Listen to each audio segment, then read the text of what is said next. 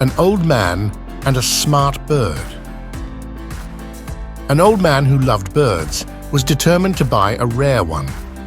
He went to a pet store and asked, "Can I buy the smartest bird here?"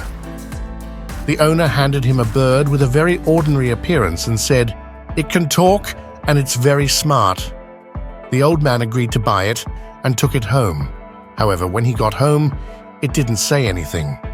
The old man became impatient. "Speak up, or I'll teach you how to." The bird didn't react. The old man persisted. "I can fly, I can soar." The old man continued, "I can sing, I can lay eggs." Finally, the bird couldn't take it anymore and said, "Stop bragging."